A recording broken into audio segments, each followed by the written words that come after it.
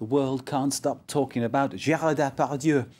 James Creedon tells me that, and he's here with Media Watch. Evening, Mark. And indeed, it's gone on now for about... It's been December. This started in December. It's now the new year. And we're still talking about Gérard Depardieu and his new passport. He now has it. So there was all anticipation up to this point. This began with him trying to change his residence from France to Belgium to avoid tax, wasn't it? Via Mordovia. And here he is actually getting the ceremonial dress on. And the ceremonial pair of boots, very important. And then this was Saturday evening when he met Vladimir, very passionate embrace there. And a little gossip over dinner, I'm sure lots of positive things said about François Hollande. Not. So there you go. That was that was Gérard's big Russian weekend. So he's massive, isn't he? He is. Huge man. I wonder, did they have those ceremonial tunics in all sizes? Now I'll show you online what's been said here, because those pictures made the front page of the Financial Times in Europe today, the front page of the Wall Street Journal. So this has gone global, as they say. This is the Courrier International magazine in France, which translates material from around the world's press.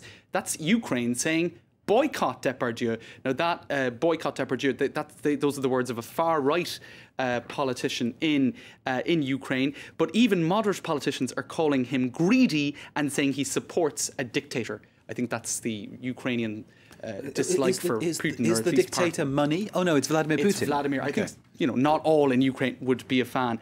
But this then is also from Courrier International, a little montage editing together of the Asterix version of Depardieu turned into Depardievski or something along those lines.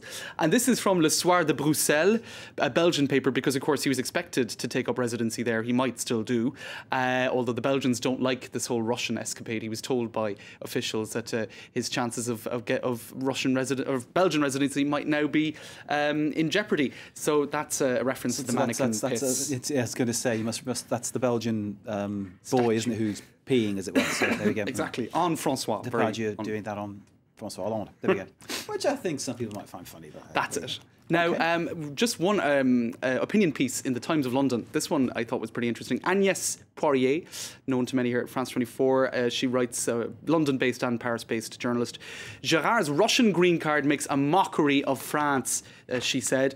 She said he has ridiculed 60 million French people with his love letter to Putin, his love letter to Russia, talking about what a great democracy it is. Hollande failed. She's also critical of François Hollande, saying he failed lamentably to realise the importance of this affair. Sarkozy wouldn't have let him leave. He would have invited him to the Élysée Palace and he would have ironed out this problem. So she's critical of Hollande as well. She said this is bad for Depardieu, it's bad for Hollande, it's bad for France.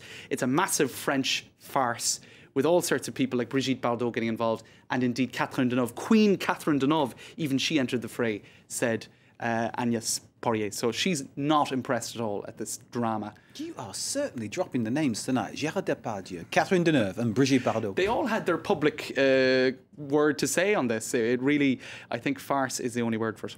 Tell us more about Bardot. All right, Brigitte, she said last week on Friday, there she is, Brigitte Bardot, better known nowadays for her role as an animal rights activist and a sometimes supporter of the Front National, the far-right party here in France. So she's become a bit less glamorous for those reasons, perhaps. Two elephants, right? Here they are. Now, no, that's not an elephant. That's a... Let me find you the elephants. Call them an elephant, but there you go. There. Now, that's Baby and Nepal. Now, they were due to be put down in a zoo in Lyon. She had, with her Animal Rights Association, tried to defend those animals. When that didn't work out, she said, I too am going to leave for Russia. Now, Daniel Cohn-Bendit, who is a Franco-German MEP, he said that she should head off to Russia. That'd be fine if she went to Russia, as she was threatening to do, and she could stay in Siberia every winter for that matter, and why not stay in a concentration camp or a prison while she's at it. Now, she hit back today. That's not her, that's the elephants.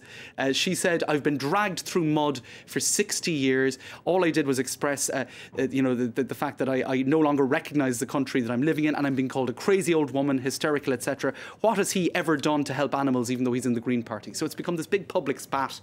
That's a sideshow to the Depardieu thing as part of the broader French farce. Okay, the new French sport, national sport, washing your dirty laundry in public. That's it. That's it. And they do it so well. France, there we go. It's a great place to be. James, thank you very much indeed. James Creedon with Mark. Media Watch. Everyone a gem. We're taking a short break. We're back with more news after this. Stay with us.